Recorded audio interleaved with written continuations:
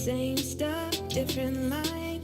New day, same fight. How it comes, how it goes. One's on top, one's that know. But they forgot, they forgot, they forgot. When you bury a seed, it grows.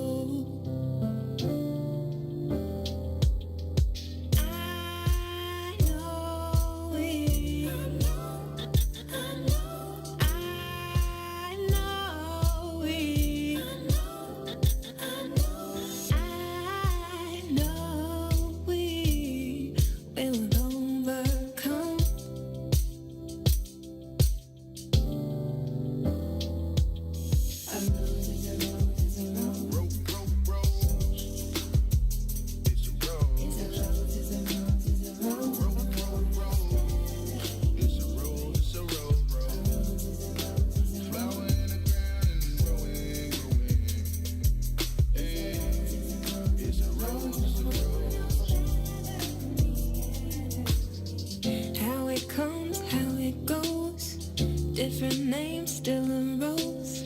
We grew up, we grew tall. We knew then, we know now. What they forgot, they forgot. When you bury a seed, it grows. I know it. I know it.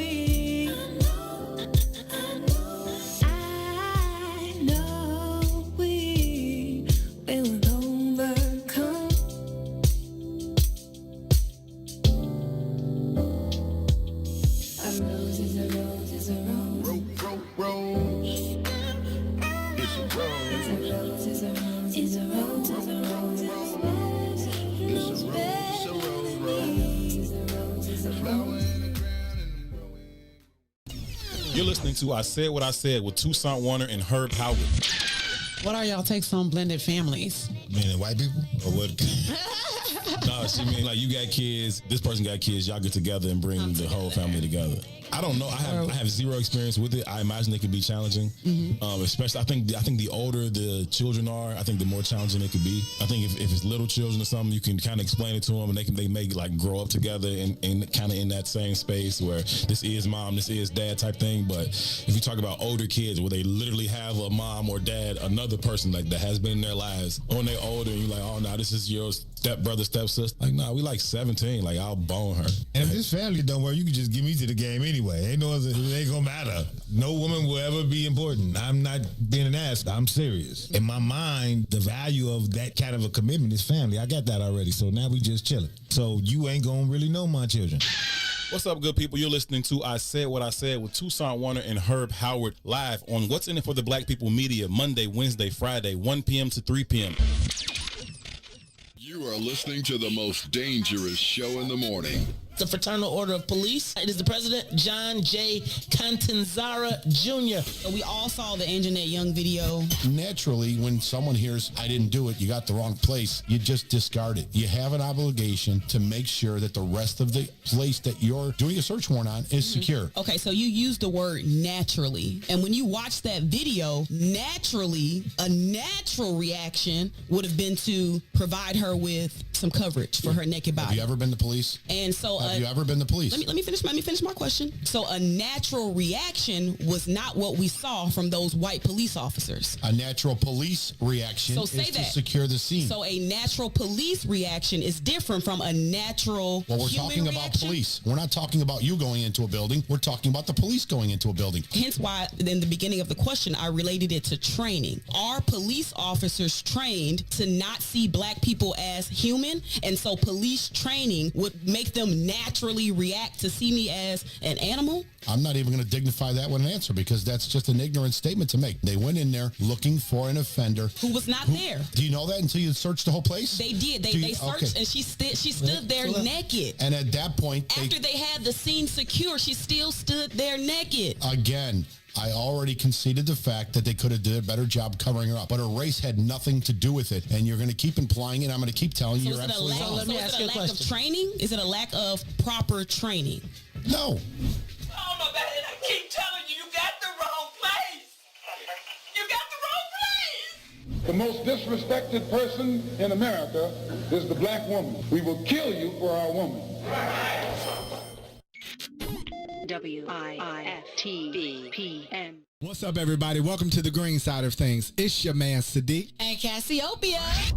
Motivated by the days, the sandwiches of spam. Grilled cheese won't stop me from grilling those who are stealing the peace and safety of the community because they releasing death and destruction on the community. A community where the people look like me and them. A place where mama and them stay. Not too far from where their children stay. You right. I want a peaceful neighborhood, and I'm not moving to the suburbs to have a peaceful neighborhood. Do we really have to take this, acting like we don't recognize this, still cooperate with this? You know what? The hell with this. Ram me behind a mic that's shaped like a middle finger, pointing straight up with my middle finger to any poor politician, dealer of death, crooked cop, or lazy parent. It's apparent to create change, you have to have a work ethic that make it seem like you lost your brain, standing out like the Willis Tower. It's a brother that represents dedication, discipline, and dream reaching, accompanied by a voice called power.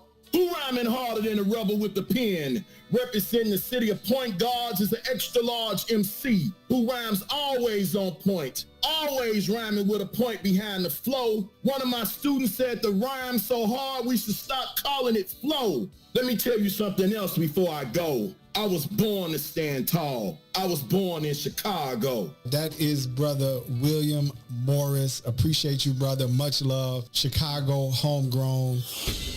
Every Tuesday and Thursday from 1 to 3 p.m. on What's in It for.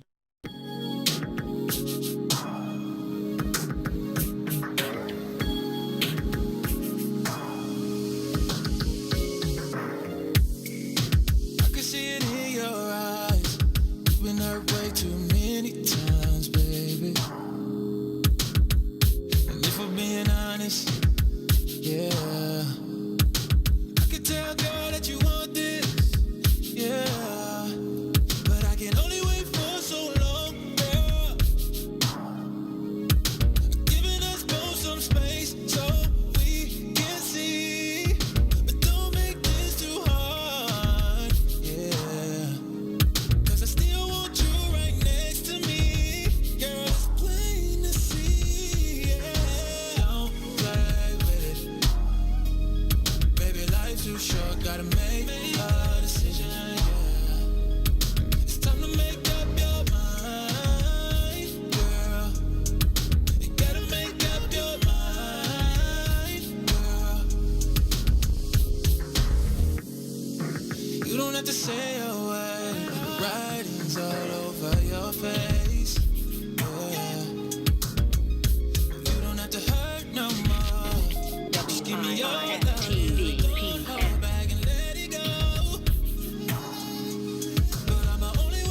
So long, girl. Giving us both some space so we can see, but don't make this too hard, yeah. 'Cause I still want you right next to me, girl. It's plain to see, yeah. Oh, baby, life's too short, gotta make a decision, yeah. It's time to make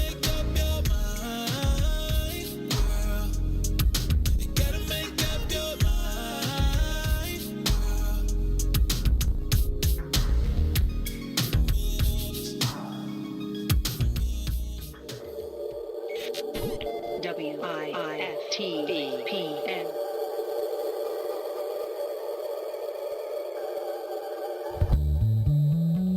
Wasted on you. From the beginning, you see my world spinning, just a tasting guide.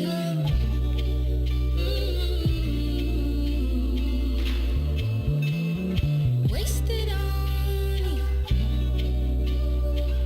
Vision was blurry, the mood got me working, and my feelings got loose.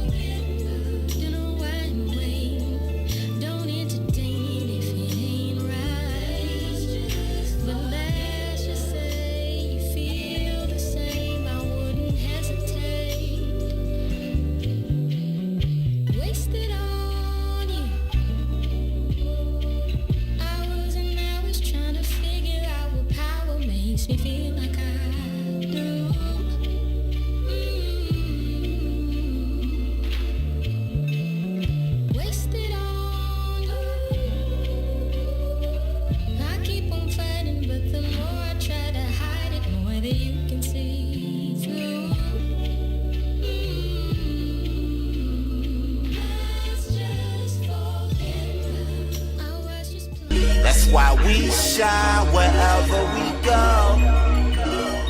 We shine wherever we go.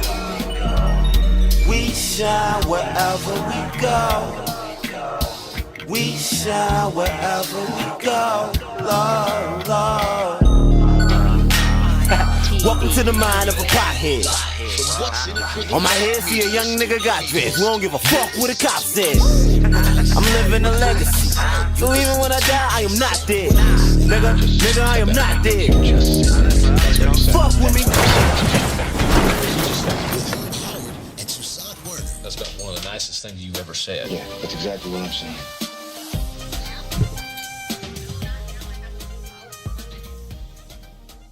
Great afternoon to you wonderful people. Welcome to this Monday edition of I Said What I Said. We are live from inside the What's In It for the Black People Media Studios alongside Toussaint Werner. My name is Howard. Thank y'all so very, very much for choosing to tune in each and every Monday, Wednesday, Friday, 1 to 3 p.m. We get together right here with you and we discuss issues that are currently impacting the black community, how those issues impact us as individuals, but also how they impact us as a collective. And along with your help, we talk through many of these issues in hopes of finding the optimum solutions for how we can overcome said issues.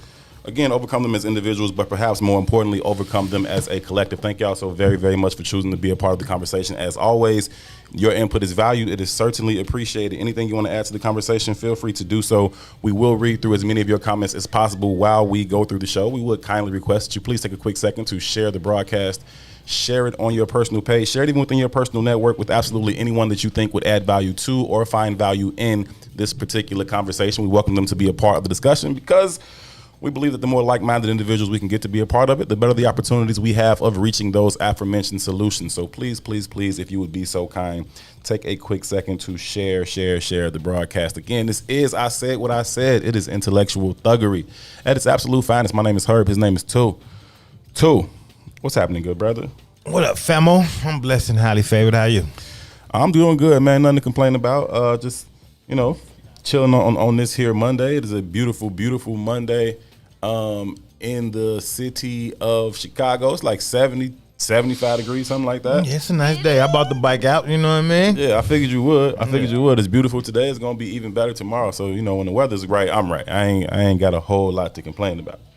Well, I got a lot to complain about, but the weather's right. You know what I mean? There's that. You know what I mean? A silver lining. Yeah, I guess so. You know what I mean? I guess so, man. The weather's right, but black people are in turmoil, man, and I'm just, I guess it's just carryover from Wednesday, man. It's just getting more and more depressing to me. Yeah, no, that's real. And I'm just trying to figure out what's our next move as a collective. Like, are we going to move as a collective, or are we not? Or do we even recognize where we are currently in the paradigm? And I don't think we are. A few things happened recently, and I know we just doing the intro. You use no, it's cool. I was gonna give a standing ovation to Regina King, but if we want to get right serious, let's get right serious. Come on. So one of the things, they just passed the Asian hate crime bill. Right. Which was very interesting to me when you think about the Derek Chauvin trial just passing by and the George Floyd Policing Act still hasn't passed. What was that, 2 months? Nah, the Asian hate, like that got done in about 2 months? We can give them a year. I don't give a shit. Give them a year. Okay. You know what I mean? We're working on year 450 fucking 2. Right. You understand what I'm saying? Right.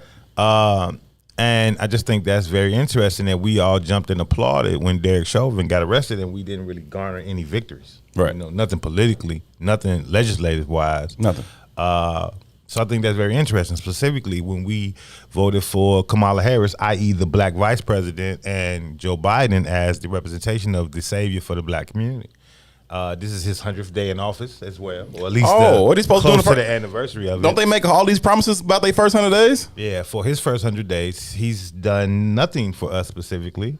He signed a specific bill for the Asian hate crimes, what we just talked about. He also, for day one, he signed the transgender bill. Right. So this just kind of brings us back to the conversation of, you can't do nothing specific for one group of people, and that's bullshit. They do it all the time. That's bullshit. So I want all you Negroes to stop saying that dumb shit, because we see that that's not real.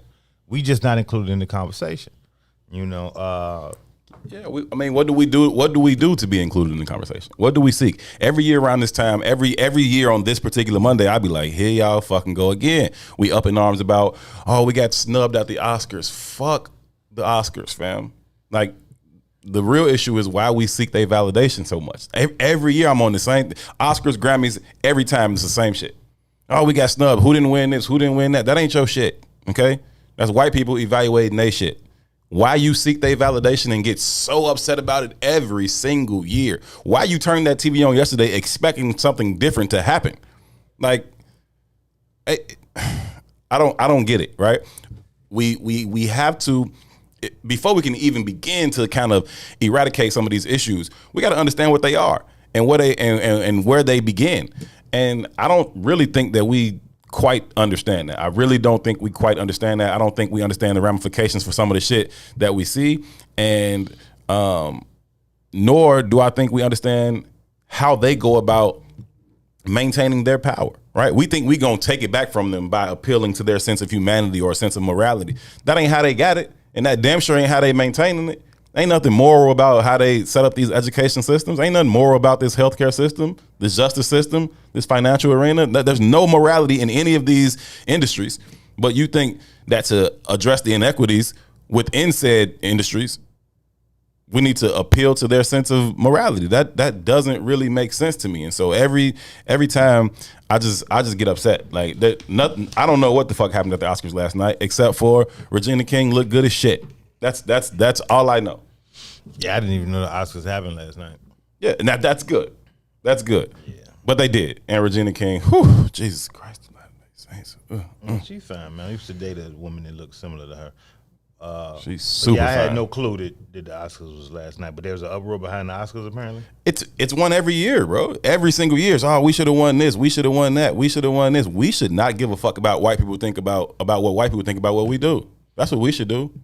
Like, period. Regina King, fire, and she did it, and she did a good job. Whatever I don't know if I saw her just presenting an award or if she was hosting the whole thing. I really don't even know, but she looks so dope, and she's such a phenomenal talent.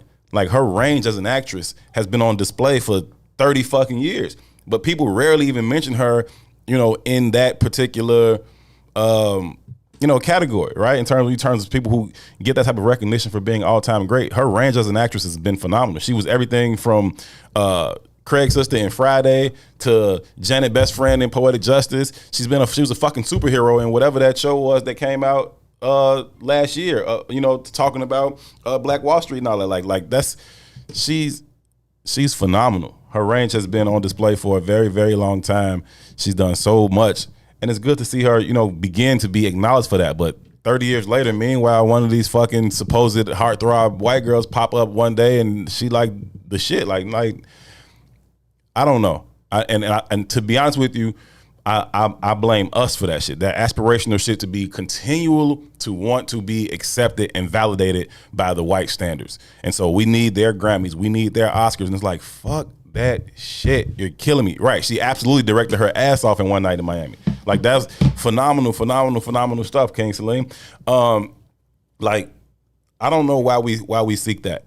But I do know why. Okay. Let me not say I don't know why. It is our aspiration to capital that makes us fall in the same trap every single year and be so upset when our people don't get acknowledged for what they should be acknowledged for. Like, it's not gonna happen. But because we understand that, if I win an Oscar, now my price tag for a movie goes from this to that. Okay, cool. Then that's gonna keep you striving to be accepted and favorably evaluated by white folks, even over their own people, which don't make fucking sense. You know what I'm saying? Like, I don't get it, man. I don't get it. I get it. I was looking at the case of this young sister who got shot in the McDonald's parking lot. Mm-hmm. And I just been struggling with, like I said, I've been sick of this entirety of the black existence. And I know we got a lot of ills, man, but you, Maze, and some other folks are doing a bit of a roundtable on that tonight, right? We're supposed to, man. And I just was going back into the catalog of history and different conversations and going through some books and just looking at some different stuff. And, man, one of the main knocks on the black nationalist movement was that it was too fundamentally different in its separatist identity at the time.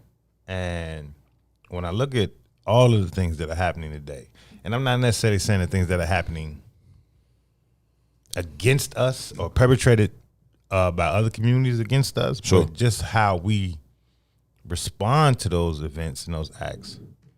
Like we kind of tend to look at these incidents as an amalgamation, like something different, right? You know, but this is the norm. What I look at it at what I tend to think of it is it's the culmination of our full assimilation. Agree. Because we don't fully grasp what it means to be black in America, and at this point, even like when you think about the birthing of drill music, like drill music isn't even really. I don't necessarily consider it music. I consider it advertising for the next murder you're going to catch. Okay. And I don't want us to get off base here, but I just want you to follow the train of thought. I'm with you. You know, and the publicizing of said kind of genre music and its popularity, right? So in Chicago, it's one thing, but outside Chicago, it's an entirely different thing. And the way that we celebrate this death and destructive behavior, it's the culmination of what whiteness has done to us. Agreed. Now, what I mean by that is that we have assimilated. We've fully aligned our thought processes with that of the white paradigm. And in understanding how white supremacy works, then the very definitive of its power is in annihilating of the annihilation of the black man. And we've done it, and we've brought in hook, line, and sinker to a point where now we become enemies of ourselves in a lot of ways. Absolutely. Complicit in our own demise, I would say. I don't even want to say complicit. Complicit is not an active role. We're actively engaging. So complicit would be like I think compliance is active. I don't know.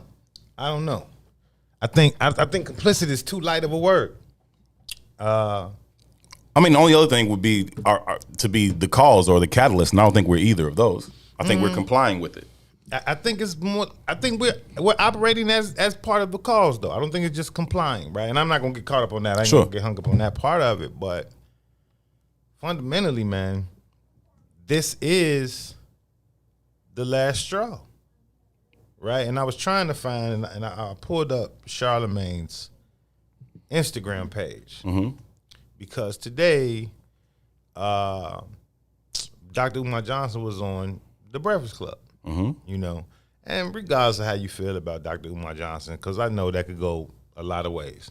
You know, he has a certain kind of personality, but one thing for certain, man, is that he is kind of self-made in that black space. You know what I mean? He made his bones in the community, and the community kind of elected him as a voice. You know what I mean? And I get it, you know, fame and attention. And there was a video that you sent me in Instagram, and I can't remember the sister's name, so I apologize for that. But she made a speech at the Tavis Smiley. Dr. Julia Hare. Yeah, Dr. Julia Hare. She was at the Tavis Smiley. I forget like the a name convention type thing. Yeah, but that was like a State of Black America. State of Black America. That might have been like 10 years ago, maybe a little bit more.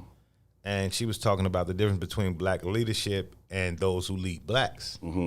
And how one is selected by the people and then one is selected by the very system that dominates and controls us. Yeah, I want to play that video at some point today too. Yeah, we can get into it right now if you want to. Well, if you got it, I sent it to your Instagram DM. So if you got it, we can play it. Yeah, we can play it right now because it coincides with what I'm saying right now. But essentially, man, what's happening is when you start looking at black leadership or the leaders of blacks, champion the white supremacist system. Agree. Right, and if that's the case, then the very definition of our sanctity is done with, because the very definition of the only way to keep that system intact is to annihilate the black man. That's it. So whatever way you do it, whether it be financially, whether it be spiritually, whether it be emotionally, whether sexually. it be mentally, sexually, whatever it is, however it gets done, it's effectively getting done. Right, because in order for you can never validate the black male. You can never validate the black male because it validates the black community. I.e., hence, what's the value of the white community? I.e., we must keep our feet on the necks of those beneath us. Supremacy means somebody's below me, and we've been elected in that position. So every aim that we have, what we're trying to, model our behaviors after theirs or to assimilate into their society to find our value, it's a false positive. You can't do it because the very nature of the design says you got to be on the bottom, which brings us to one conclusion. Either you have to topple the system or drop out of it. And I don't even think you have the option to drop out of it. Yeah, no, that looks like, I don't know. It certainly looks like something we haven't seen, right? It looks like something that we would have to then recreate, or not recreate, but create. But either way, whether you talk about creating something new or whether you're talking about becoming the dominant group in the system that's already been constructed as is, that's a lot of fucking work. And I think it's more work than collectively we're willing to do. I don't even think that collectively we understand the picture in totality of how big this fucking thing is, right? And I think that even if you do take a step back and understand how large this thing is, then it becomes such a daunting task. Like, nah, fuck it. I'll just continue to find my little piece of happiness or my little piece of comfort within all of this dysfunction. And I understand that, right? I don't understand that in conjunction with the outrage or the sadness or the social media presence and the tweets about how sad you are about this latest black racial injustice or this latest black racial injustice. Like you can't be both. Like, and you know, our time of like not really fucking knowing the shit and not understanding it, we can't really use that as an excuse no more, right? Like, you have the ability to learn the shit. You have the ability to know what the fuck is going on out here. And if we just choose not to, fine, you choose not to. But understand when you make that choice, a lot of other shit comes along with that. You don't get to choose not to be a part of the solution and be like, oh, I can't believe this is happening. You should believe it's happening, right? You complicit in it happening.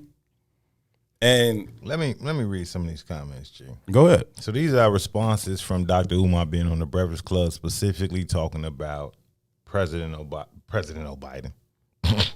That works. That should be his new name. It was a brain fart, but it works. That works. A Freudian it's the slip. Same stuff. It works. Right? So one comment says, the man only been in office 5 months. Y'all think he Martin Luther Biden? Sheesh. No, we think he's a fucking racist white supremacist. That's what we think. That has 1,700 likes under that comment. Okay, the next one says, why does everybody always want someone else to do something for them that they're not doing for themselves? No president will ever be your savior. That comment has 1,213 But they will be your oppressor. So the next one says, first of all, Joe Biden doesn't have to do anything for me. I make my own destiny and I work hard for everything I have. I voted for him just like everybody else who wanted to get Trump out of there. And that was the most important thing. So for me, no, he or anybody else for that matter, he already did his job, and I'm getting Trump out. He already did his job. This has another 1,700 likes. You give a man a 4-year contract to do a job, and then the first 100 days of him doing nothing, you say he already did his job? He's been successful. Well, I'll be damned. Right? If you was waiting on the CTA on 63rd Street and the bus driver didn't show up on his ride on time, would that be okay with you? No. No. Politics is the only realm of our society where we accept less than we expect. Yeah, but see, we don't understand. We hired this guy. We did this. Us specifically. I know. You know what I mean? Us specifically.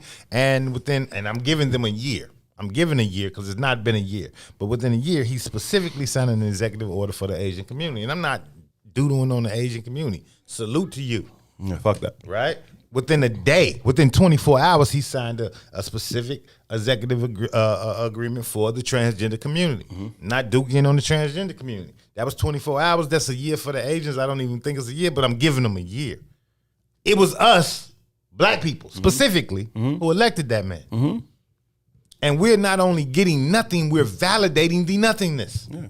Like, it's all right. He knew it was us, which is why he went and got Kamala to be his VP, because you knew how you could get there. You know, that was your only ticket to the White House. And so you did everything you could to make sure that ticket was punched. The ticket got punched for you, and he was like, okay, fuck y'all, let me address these people's issues. But again, our stupidity is on full display. Right? So Kamala was not for us. But in saying she's not for us, when we come out about that, they shun the people who say that she's not for us. So Cherie told me to watch a movie called White Tiger a couple months ago. White Tiger was a movie about, and I know we jumping all over the place, but White Tiger was a movie about an Indian servant who was a pauper, I guess you would call a pauper. He was poor, and his whole goal in life was to serve upper class Indians. That's all he wanted to do, and he lived his life specifically trying to get to that position. He finally got to that position, and he saw, and they treated him like shit. But even in treating him like shit, he was like acceptable. It was great for him, right? Because he wasn't living in that poverty that he was living in before. He was still living in poverty. They had him sleeping in like garages and shit, but a garage was a step up from sleeping on a dirt floor. You know what I mean? So at every point, he was okay with that, right? Then his master, and that was what he was called, his master accidentally ran a child over drunk driving. Right. And they put it on the Indian pomper, and he was like, just take it, you'll be okay. And because of his love for that master, they wanted him just to accept it. You know what I mean? And he was going to accept it. You know what I mean? Yeah. But after a while, he came to his senses, and he ended up killing these masters, taking their bread and starting his own business. And there's a scene at the end of this movie, and it says, he says, the white world is over. The new world belongs to the Asian and the brown man. Talking about the Chinese, I don't want to say, let's say the Chinese. I'll say the Chinese because that's kind of in reflection to what the movie was talking about, and the Indians, right? We are the new power source. And when years ago, there was a book called Indochina that speaks about the level of industry and how these two places are going to become superpowers in the future because of the intellect of the populace, right? When you start thinking about IT, who runs that community? It's the Asians and the Indians. When you think about the way of the world, who we going toward a digital space. So who's going to have that power because they have that information? You know what I mean? It just is what it is. So when you think about Kamala's election, is that really a black move? Or is that really an ode to India? Or is that really an ode to India? Because we need them. Because China don't give a fuck about nothing that America say. They gonna move how they want to move. Right. So when you start thinking about allies and building alliances, if my vice president is the first Indian American vice president, it opens up the doors for relationships with India in different kind of ways. Sure, but I think if anything, that's a secondary or tertiary motive for them, right? I think their first and most important objective was to get into the Oval. Sure. And their most direct path to the Oval was through the black vote. Sure. And so if it wasn't Kamala, it was going to be Stacey Abrams or Keisha Bottoms or somebody. Sure. They had to get a black woman on that but ticket. If I could double whammy you, I'm going to double whammy you. Sure. Right? Sure. She checked more boxes than them. That's why she was first. Yeah. So it's a very interesting construct that we're walking into, and it's essentially rendering us extremely powerless. Yeah. I mean, but they're manipulating or playing on our ignorance and our tendency to be blindly loyal to a party that ain't never done shit for us. It really blows my mind. I was doing a show on radio Saturday, and caller calls in, and we're talking about something else, right? And the caller calls in, and he mentions to me, he brings up the fact that I've been a staunch supporter of the Republican Party, and I'm always saying these glowing things about the Republican Party. And I said, wait a minute.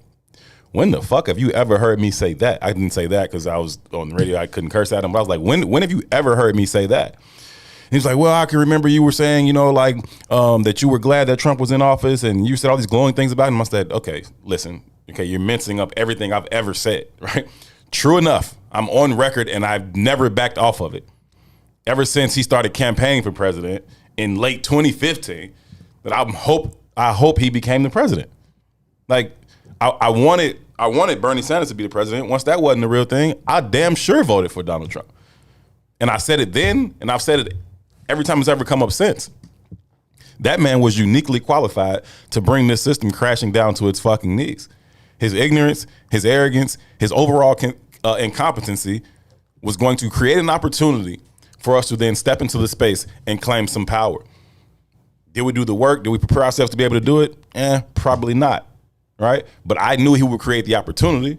And sure enough, right as this motherfucker leaving out, motherfuckers is running into the Capitol. Like, I knew he would create an opportunity for that shit. And that's all I've ever fucking said. I ain't never said shit positive or glowing about him or the Republican Party, nor the Democratic Party, or none of them. Ain't none of them done shit for me. 46 of them ain't done a motherfucking thing for me. I don't know. I don't know if I agree with that though, Herb. Agree with what? If Trump really did his job. And from the perspective of what you say his job was. He was on his way, man. He was on his way. I don't know. I think the game is very afoot, right? I think that we was too scared to see it through. I'm scared. We got to get him out. We got to get him out. For what? What's happening to you that hasn't been happening to you for the last 400 something? Like, what's happening to you now that's so much worse than what's been happening to black people here? I think that we were so scared that you know how we played on our fear. Colloquialism is chess, not checkers. Exactly, it is chess, right? And power is not afraid of nothing but equal greater power. Force. That's it, right? And Trump, in my mind at least, in my mind, there's no way plausible that he ever gets elected to president unless the power wanted him to be elected to president, right? And I think that this is a play on the ignorance of the populace. And I'm not just saying our ignorance as black people, but the American populace is a very ignorant populace. We're a very rudimentary people, right? We tune in to Instagram and then we talk about we don't watch the news because it's just bad news. You're a fucking idiot. It is what it is, right? And, I know people feel some kind of way about that, but I don't care. Right? We don't read books. I read a study not too long ago that said after 18 years old, like 90% of Americans never pick up a book again. And they only say 18 because that's high school. Right? So you're not growing at all. I've made the analogy a long time ago that, the 13, 14-year-old kids getting out the car playing Cardi B, and so is the 40-year-old mama. And it's no different with the male populace. We're listening and tuned into the same frequency. The vibration is very low. So we don't know what the hell is going on beyond the scope of whatever our daily duties are, right? And in most instances, we don't know what the hell is going on in the world outside of our 4 or 5 block radius, right? So it's a very ignorant people. So you can play on ignorant people with emotional moves. Yeah. So you can look at Trump and his words and the verbiage that he uses, and he's going to incite one crowd and empower another. And that becomes the topic of conversation instead of the legitimacy of legislation. Because those ignorant ass voices are the dominant ass voices, and they drowned out anything of importance, right? And you can manipulate those people to move and move and move. So yeah, you can go ransack the Capitol building, and that becomes a topic of conversation for our community, the ones who are in position of power. Us, we was in a position of power this go around for the first fucking time in my life, right? And instead of focusing on how to leverage that power, i.e. the Ice Cube coming out and say, hey, it's our moment to say, yeah, look, man, we demanded something. Right. Run me mine or get the fuck on. But instead of doing that, we move off emotions because XYZ said this or XYZ said that or this guy looks or this woman looks black. Right? We didn't just like the statement I just read from the sister. Right, his job was to get Trump out of office. She didn't have no political value otherwise. Right, just get this fucking devil out of office. Right, because she made Trump out to be the devil because he hurts my feelings. Right, while we hold Barack Obama up on this goddamn plateau as if he was a god. Right, also a fucking devil in regards to legislation and how it hit our communities. And now we kind of indifferent to Biden, so we ain't even fucking paying attention. It don't matter what he do. It just ain't all over the news no more. It's like the banana in the goddamn tailpipe. You focused on this shit. You focused on the right hand while they taking the money out your left pocket. You know what I mean? So it's like a long-term game. And our ignorance is murdering us, right? And that's only one form of it murdering us. We're like walking forthright into the gas chamber. Agreed. Agreed. I don't think Trump was a mistake. I think he was the motherfucking knight capturing the king. I think he was the power move to put the grand play in play. I think maybe Obama was the bishop to set up the king, and then Trump comes in as the knight and dominates the checkmate. That's what I really think is happening here. All of the wealth, look at this. Obama, Trump, COVID, the 1%, doing those, we talk about reparations every fucking 3-4 days. If we just count the capital that the Obama administration raised for the 1%, that could have fed black reparations 3 times over. That's how much money the 1% made under Obama. Under Trump, they got tax write-offs and they made more money. Since Biden's been in office with COVID, not even with COVID, but with Trump and COVID and Biden, the 1% capital has increased like 30, 40 fucking percent. There's a wealth gap. There's a wealth, what do they call that? Disparity. There's a wealth disparity, but there's a certain word. I can't think of the word right now. But disparity is the breakdown. But it's bigger than it's ever been, even during slavery. Right? We've never seen this level of imbalance. Right? And nobody's talking about that shit because we talking about our emotions. Because we respond to emotional shit like fear. Right? Fear, I say it all the time, fear is the greatest motivator. I think fear and anger are the 2 greatest motivators in human behavior. I personally think love is a distant third. And when you talk about using fear to dictate behavior, we've seen it over and over and over again. We saw it in this past election. Nobody gave a fuck about what Joe Biden wanted to do. We are just scared of this motherfucker that's in the Oval Office right now. Get him out. Because he scares me with his words. He hurts my feelings, right? Never mind that the person that y'all put in there, he ain't said shit, but he locked up half a generation, right? And we were complicit then, just as we are complicit now, because we never fucking learn from shit. We just do the same thing and run back to our space of comfort. And anytime we're fucking scared, we just crawl into a fucking ball and wait it out and hope master don't be too mean to us this time. Like, fuck that shit. And they do the same thing with COVID. Like, COVID is, we push this fear. And so now, anybody who comes out and says anything bad about, same if you say something bad about Obama or something bad about Biden or something bad about Kamala, if you say something bad about this damn vaccine, motherfuckers like, oh, yeah. Or if you say conspiracy, like it's a fucking conspiracy, motherfuckers act like you crazy. Because really all they just want their comfort. They want to feel comfortable. And they use fear to do, oh, if you don't do this, everybody gonna die. If you don't do this, you ain't gonna be able to go here. If you don't do this, you ain't gonna be, okay, cool. Keep using that fear. And then because everybody's scared, those amongst us who are not scared, and just be like, okay, whatever. Y'all wanna go get the shot, go get the shot. No, I don't care. Like I don't wanna do it. Right? Then it's like, oh, something's wrong with you. No, something ain't nothing wrong with me. I'm just not scared of they fucking rhetoric bullshit. I'm not scared of it. It doesn't scare me. And that's not to say that COVID ain't real. That's not to say that people haven't died from it. We understand the loss of life, but greater than what? Greater than any other thing that's killing people out here? Gun violence, cancer. Fear is the enemy of hope, right? And I don't think we understand how all of this is interconnected. Even when we look at the shorties, the young lady who was murdered in the McDonald's parking lot, Jocelyn, I can't remember her last name. These young boys is responding to fear too.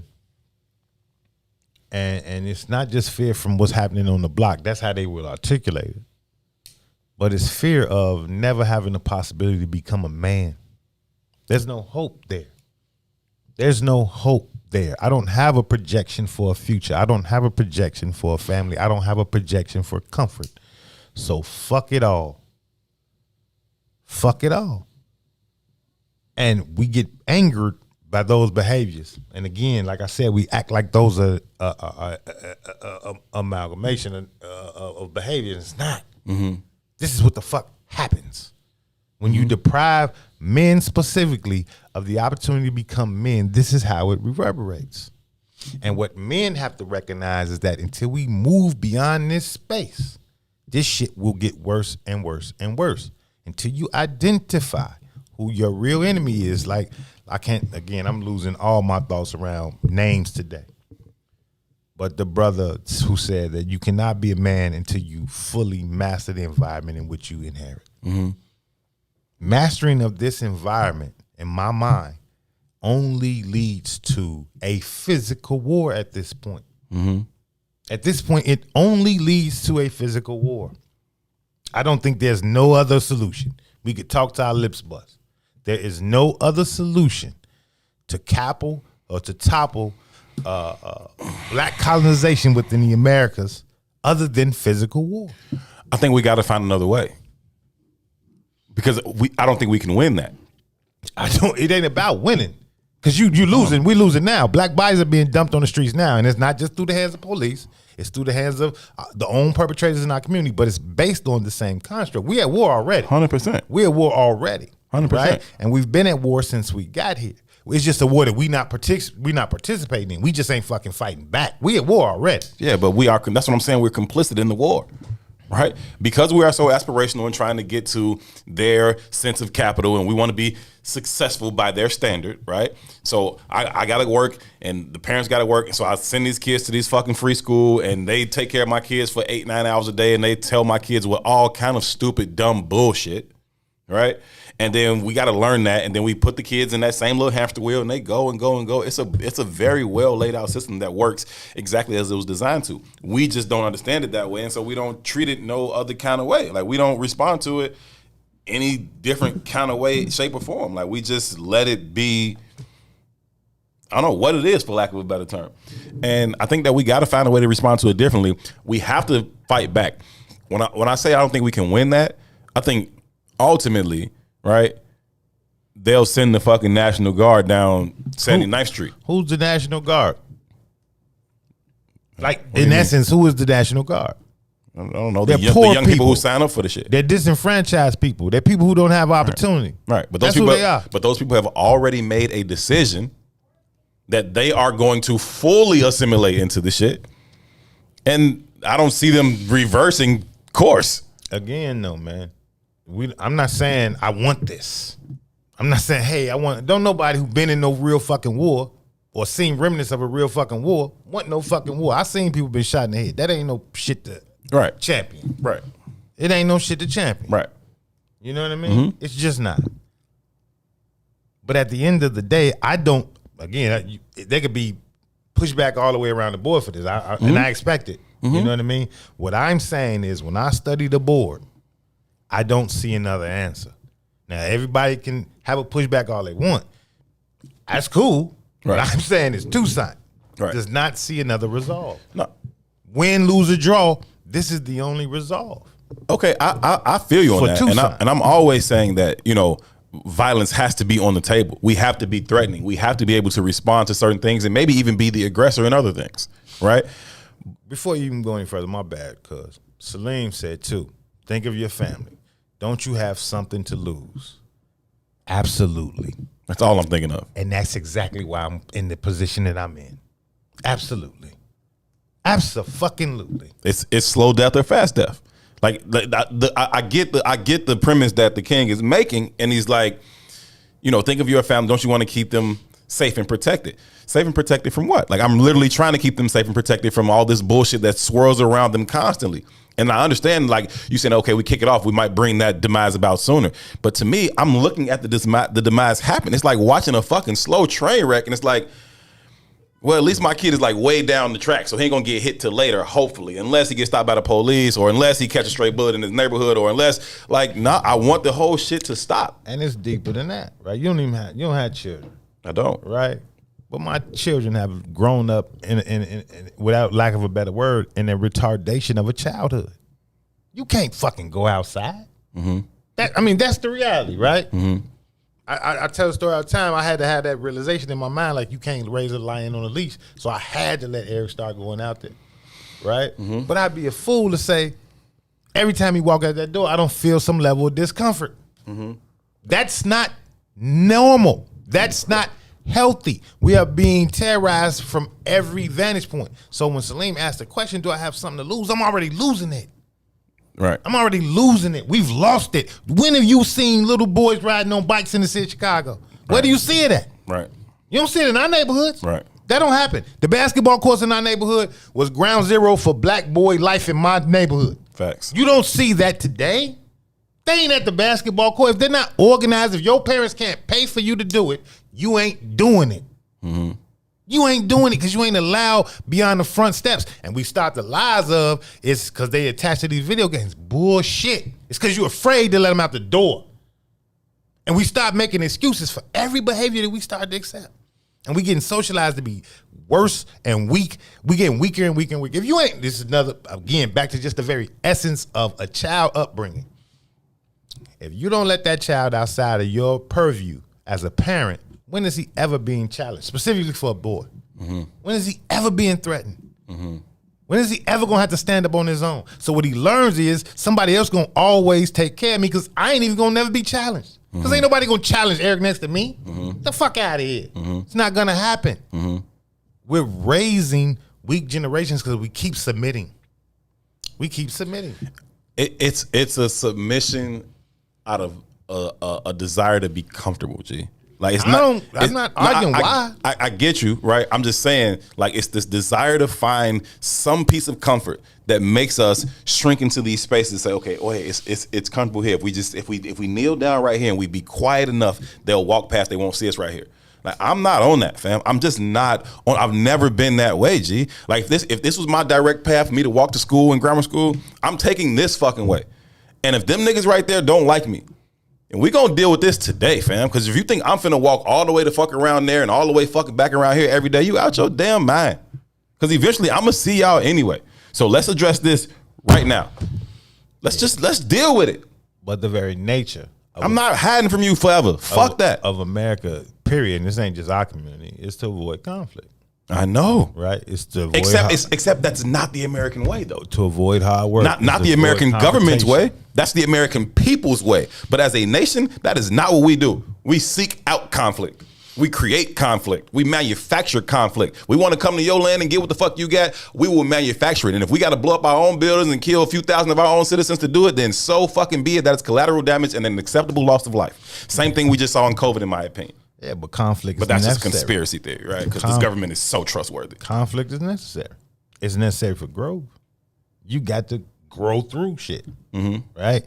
And until you grow through shit by confronting it, you don't. You become a prisoner to it. No, you what shrink we become smaller is prisoners to our fear. Exactly. Right? Prisoners to the fear of police, prisoners to the fear of the bad elements of the community, prisoners to low wages, prisoners to bad food. We just all around prisoners. And then wonder why so many of our community is so happy in jail. It's probably the freest they fucking are. You gotta worry about shit. I'm the occasional fight here or there. You know what I'm saying? But I'm gonna eat. Got a bed. Got a roof. That's it. You know what I'm saying? I got a free gym membership. And no responsibility. Library if I want it. This is the life most of you aspire to. Right. Most motherfuckers out here can't afford a gym membership. It's real. like it's disgusting though. It is disgusting, but it is very, very real, and it leaves us with a very, very real choice. Either we sit and keep trying to find our little pieces of comfort while they continue to plot against us and continue to implement policies and systems that will certainly bring about our demise, or we do something to try and fight it, and that may bring about our demise too. But our entire history here, 400 years, we've been fighting, we've been pushing back, that ain't got us. We still are exactly where we are right now. This is 2021. But we've been pushing, and I can only speak to recent history, right? I don't want to speak to anything beyond the civil rights movement. Or maybe let's say anything beyond Reconstruction, right? Going back to what I just said about the Black nationalist movement, like it was our community was like, hey, that's too much, right? It was also our community. It was even with Martin Luther King. It was like, hey, that's too much. The Black Muslims, hey, that's too much. Now we think about all of those movements, right? Those were sects of our community. There was a sect of people that was in the Black Muslims. There was a sect of people in the civil rights movement. There was a sect of people in the Black nationalist movement. It was never the masses. No. They were small groups, yes, right? Where's one of those sects happening today? And if there's no sect that's denying the Americanized version of blackness, what the fuck do we have? Nothing but dark-skinned white people. And if the goal of white people is annihilation of our community, then just because you dark-skinned with a white mindset, then you still operating in the same paradigm of annihilating our community. So shit that you think you fighting for that's in our behalf is really working against us. So when your dumbass gets on Instagram and you says, well, Biden don't owe me shit, you're a dumbass and you shouldn't be allowed to vote. You definitely don't represent what I represent. Right. You're a dumbass and you're working in essence for the white community. You just dark-skinned, my G. You just went to the tanning salon. That's it.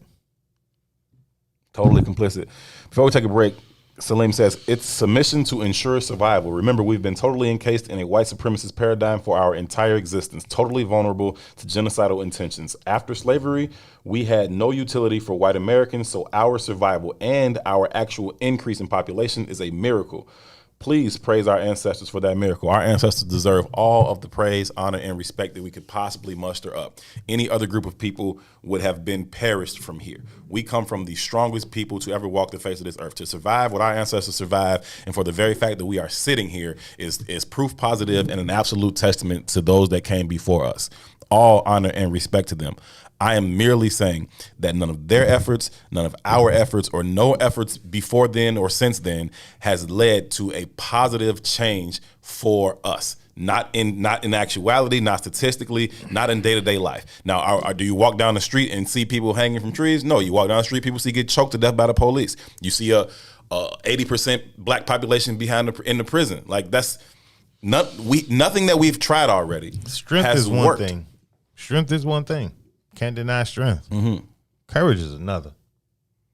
Courage is another. I don't think they like courage. Let's talk about that on the other side of the break. This is I Said What I Said, Herb and Two for another hour. We'll be right back. The Chicago Legal Network is the collaboration of attorneys that concentrate in many areas of the law most needed in Chicago neighborhoods. The CLN lawyers focus on personal injury, criminal defense, and other issues. The CLN lawyers all average over 20 years of legal experience and are dedicated to helping the Chicago community. The Chicago Legal Network is committed to developing black lawyers through mentorship and co-representation. So if you were injured in a car accident, slip and fall, or injured on the job, or you need assistance with criminal defense, including driving violations and DUI, check out ChicagoLegalNetwork.com for more information or call 773-912-3545. 773-912-3545.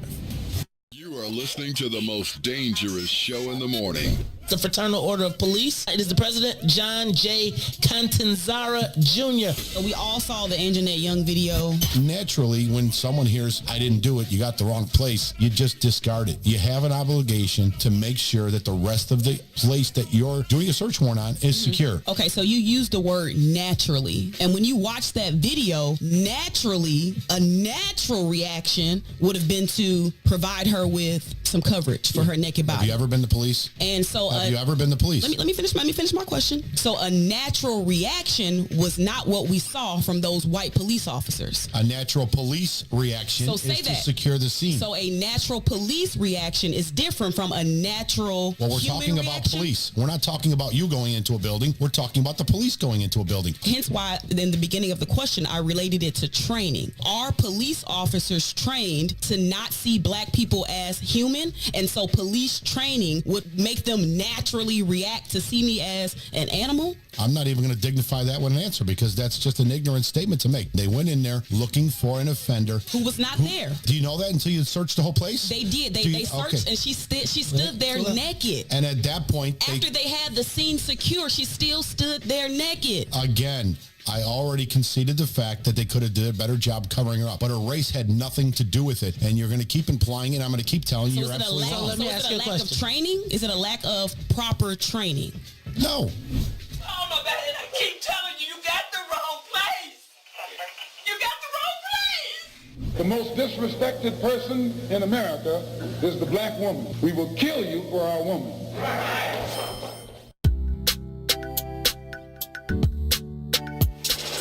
Sissy's Taco Bar Pop-Up is back with more hours and more days. Check them out at their new pop-up location at the Woodlawn, located 1200 East 79th Street. Sissy's Taco Bar offers authentic street tacos infused with international soul. Now every Tuesday, Thursday, Friday, and Saturday at the Woodlawn from 12 p.m. to 7 p.m. New vegan tacos have been added to the menu too. Visit sissytacobar.com for more info. What's up, everybody? Welcome to the green side of things. It's your man, Sadiq. And Cassiopeia.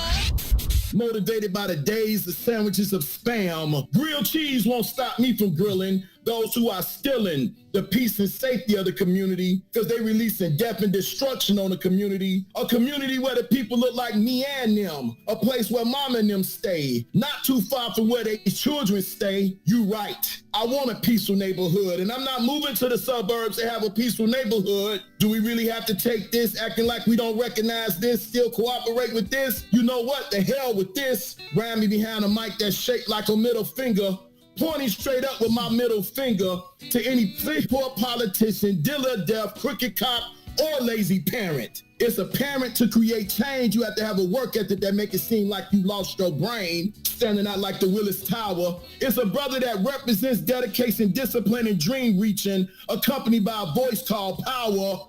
Who rhyming harder than a rebel with the pen? Representing the city of Point Guards is an extra large MC who rhymes always on point, always rhyming with a point behind the flow. One of my students said the rhyme so hard we should stop calling it flow. Let me tell you something else before I go. I was born to stand tall. I was born in Chicago. That is Brother William Morris. Appreciate you, brother. Much love. Chicago, homegrown. Every Tuesday and Thursday from 1 to 3 p.m. on What's in It for the Black People Media. WIIFTBP.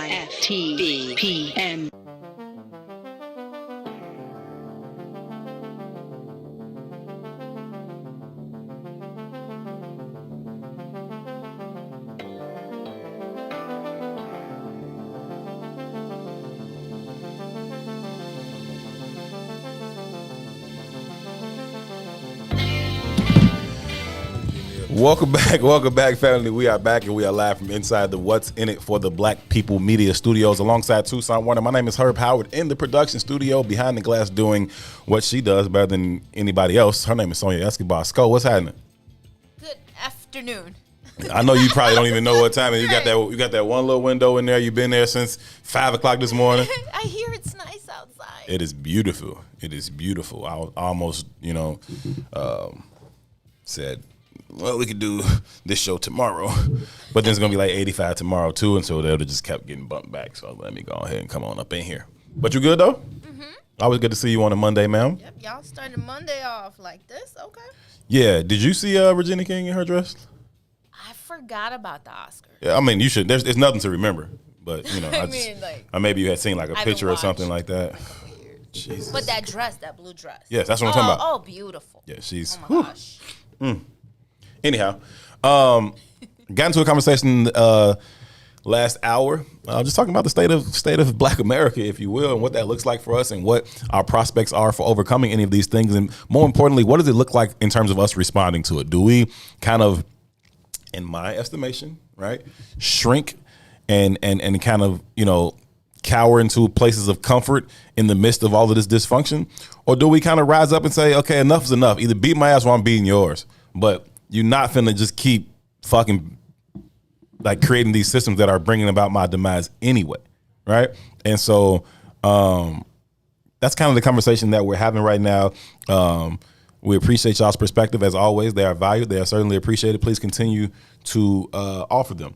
We'll read through as many of them as possible as we go through. We alluded to a video from there's a video of Dr. Julia Hare speaking at the State of Black America, which Tavis Smiley used to put together. This video, like you said, too, is at least 10 years old. I would probably estimate even more than that. But what she said resonated then, and it continues to resonate now. So, Sko, if you got it, we can go ahead and play that, too.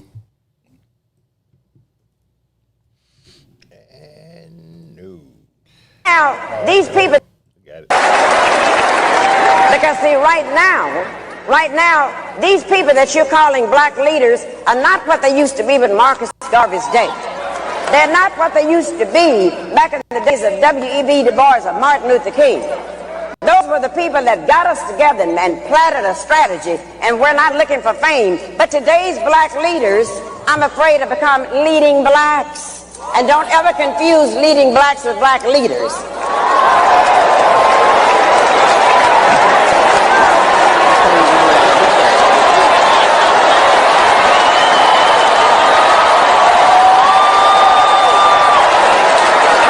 Let me tell you why you don't do that. One of the reasons you don't confuse them, black leaders are chosen by you. They're chosen by the people they're going to lead. They're chosen by us. But let me tell you about the leading blacks.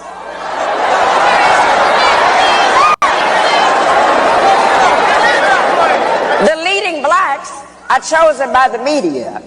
Leading blacks are chosen by ABC, all broadcasting Caucasians.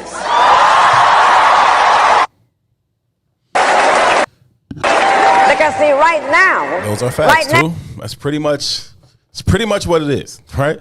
The leading blacks, those black people who are, perched up in positions to be able to become figures of leadership, right, are not people who, one, have been chosen by us, right? They've been given to us. And furthermore, they don't really have our best interest in mind as a collective, right? You doing your thing, you running your rat race within this white system of American capital. Go do your shit, fam. Get the fuck out of our way. But that was what? I don't know. 10, 15 years ago, maybe? Because they got rid of Tavis when Obama became the Yeah, president. that might be 20 years old. So, yeah. As soon as Obama became the president, Tavis was no more. So that had to be at least 15 years ago. You just put that on his jacket, I'm too? going to put it on his jacket. Okay, That's cool. real. As soon as Obama became president, they got rid of Tavis. They tried to get rid of Cornel West. Mm-hmm. So for that to be real, that had to be at least 15 years Because ago. we have just given, this is what she just said, G. Yeah. We've just given you your black leader. I'm just showing you how effective it is. So no Tavis Smiley, no Cornel West. We just gave you to do. Here, Yeah. It's him. It's him. This your guy. This is your guy. Go. Don't ask me no more questions. Go put a picture of him up in your house like he's Jesus. Everybody. You know what I'm saying? Yeah. Everybody got a picture of this man on their wall in their house like he's Jesus. It's amazing that clip is circulating right now. Which is also a problem, but whatever. What you mean? The picture that people have up in their house of Jesus, but that's another story. Oh, yeah, Mythical Sky Daddy, Obama, they the same motherfuckers. Long-haired, blue-eyed white man. Even the black one, they all mythical. Shit. You know what I mean? But it's amazing to me that this is the clip that's circulating from 15 years ago talking about black leadership on the stage of a Tavis Smiley event when whatever time it was, elected the Mythical Sky Daddy version of that. Oh, yeah. I think it's interesting. Very, very, very, very, very interesting, man. But I thought that video was interesting. I thought, again, as relevant as some of these things were in the 50s, 60s, 90s, they're relevant today. It's like, because the game ain't changed. Nothing has changed, and neither have we changed our approach to defeating it. What team gonna change their play when can't nobody seem to beat it? Nothing. It's the oldest football clip ever of the old Green Bay Packers coach Vince Lombardi talking about running the power sweep. And he says, what we're looking for is a seal here and a seal here, and we're going to run the ball right in the alley. The Green Bay Packers did that shit for like 6 NFL championships back then. If it ain't broke, don't we running that play. You can know we running that play. I know we running that play. You can't do shit about it. Shut the fuck up. Touchdown, bitch. Like, that's pretty much how Vince Lombardi ran that shit. And that is exactly how the United States runs plays on us. It's the same play. And we won't even adjust our defense to try to do something else different. Right? We just continue to try to find, well, how can I not get hit real hard when they run this play? Yeah, we've accepted they're going to score. We don't even try to win. No, we're not even trying to win. We just like, how can I not get hit real hard when they run this play? Right? Now, if I go over here, I won't get hit real hard when they run this play. I'll just get hit a little bit. Like, nah, fam. But it's a reflection, though, right? And I want to get into this Marcellus Wiley comment about LeBron, too. But it's also the same AAU construct, right? It's the difference in our mentality at this point, right? I wanted to beat the best guy, right? Everybody in my genre wanted to beat the best guy. That was how you did it. Right? Now everybody wants to team up with the best guy. Exactly. i.e. a reflection of our communities. Absolutely. Right? We have no disdain for the white supremacist system anymore. We just want to be in it. We just want to be in it. The Bigs talked about that on the Soil a couple weeks back when they was talking about how the pro-am and all that used to go down, right? And anytime you heard one of these pro athletes, one of these NBA players was coming to the pro-am, all the local cats around here that was nice. I'm finna get him 40. Dude. I'm finna get him 50. Vince Carter coming here, Will trying to get that man 50. You know what I'm saying? Like that was the mentality. And now it's like, nah, KD want to play with Steph, and they want to play with Clay, and they want to play with Draymond, and they want to play with Kyrie, and they want to play with James Harden. It's like, God damn, what the fuck we playing for? Give them their rings today. It's real. Yeah, man. Like it's a problem. It is a problem. But what did Marcellus Wiley say about LeBron?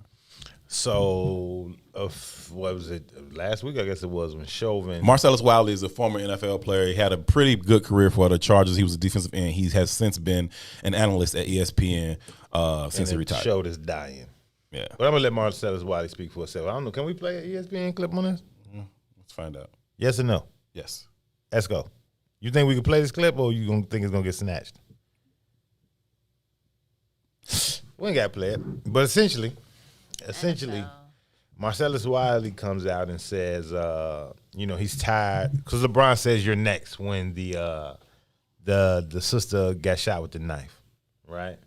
LeBron said what? He had a post up on Instagram that said you're next, i.e. meaning you're next to get locked up like Derek Chauvin. Oh, okay. You know what I mean? Okay. And then suddenly he took it down. And there's been a lot of backlash around that. And Marcellus Wiley was like, I'm sick of hearing people talk about all the ills in our community. Let's talk about LeBron when everything goes right.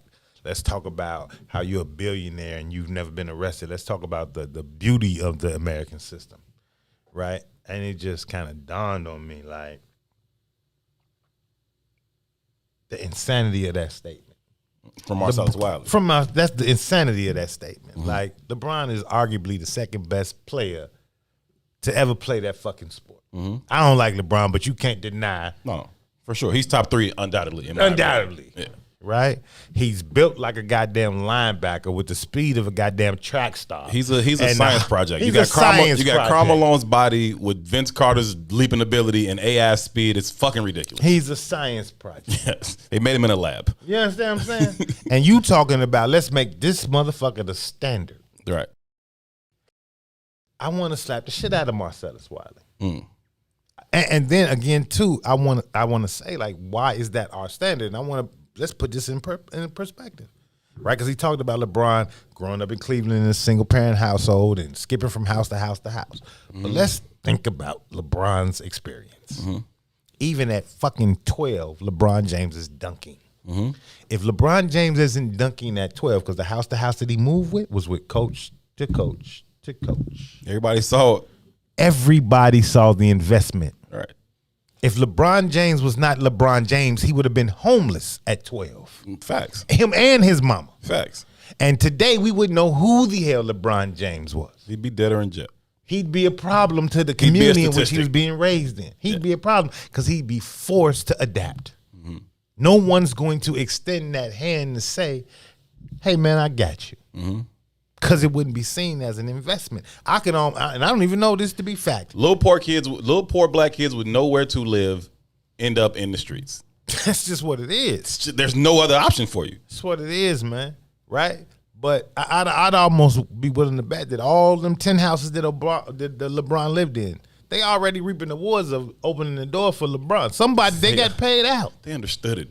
Yeah, it was an investment. From go, they understood it. It was an investment. I've seen it. Gloria reaped the benefits of LeBron being her son. It was an investment. I seen that growing up for a long time. My brother was an elite basketball player, and so were all his friends. Right, and so you get different opportunities. I saw what that looked like. I know what some of these guys play. I mean, I know where some of these guys lived. I know what their home situations were like, and I saw firsthand some of the people who tried to reach out and say, "Oh, I'm going to save you from this." But I know it's coming on the back end too. So when Eddie Curry becomes the number 1 pick, right, in Chicago, he busting down, and I've known Eddie for a long time. Him and my brother on the same AAU team, same class, and all that shit.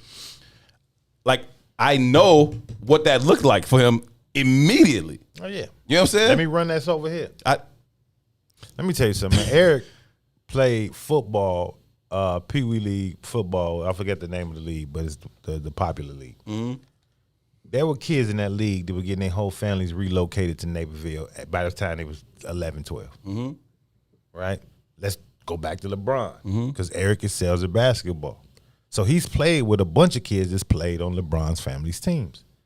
When Bronny was playing AAU before he got to Sierra Canyon, they were relocating whole families to Ohio to play AAU with Bronny. Right. You understand me? Right. And those were investments in LeBron's kids. Those wasn't about them kids. Right. You understand? You're good enough to make my kid look good. Proximity, G. Right? Yes. Proximity to greatness, right? Some of them kids was way better than Bronny. But if I want to keep the cameras on Bronny, you got to come play with Bronny. Same thing that's happening at Sierra Canyon today. Bronny is not what they make Bronny out to be. There's a kid on Sierra Canyon's team from Chicago who's a demon. He don't get Bronny press, but Sierra Canyon don't win the games without this kid. You understand what I'm saying? It's a investment. It's a game. But it's a game that we all are chasing. And then here's Marcellus Wiley validating the black experience based on one science project of a man. One extreme outlier. One extreme outlier. Man, fuck Marcellus Wiley. Yeah, but Marcellus Wiley is also a fucking outlier. Absolutely. But again, but he ain't but even to the point of the though. video that the sister just had. Right. These become the voices of our community. Exactly. You ain't never had our community's experience. Right. Even Marcellus Wiley. Right. Right? You was one of them kids that got by 10, somebody was moving your ass to Naperville. Right. You're an investment, fool. Right. And you think this is the normal fucking experience. It bothers me, dog. Yeah, I mean, I think that what happens, and this is gonna lead me into the article that I want to read a little bit of. There is this lack of understanding or indifference toward experiences that are not your own.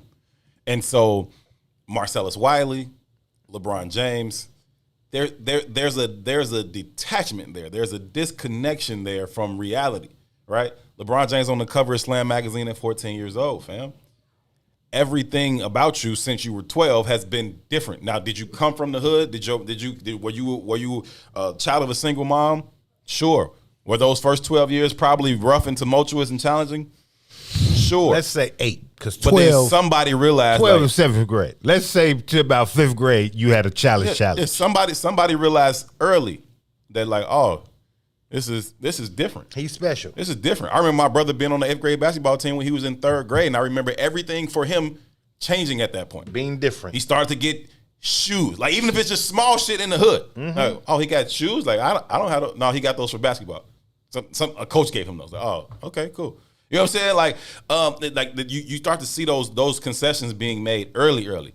And for as cold as Ron is, he ain't Bron. You know what I'm saying? So if it started to happen to him in 3rd grade, you probably fucking right. It probably happened to him whenever the fucking first time he stepped on the court. It is. We ain't confused about it. Shit. And so by 12, you a man. You paying bills somewhere. For real.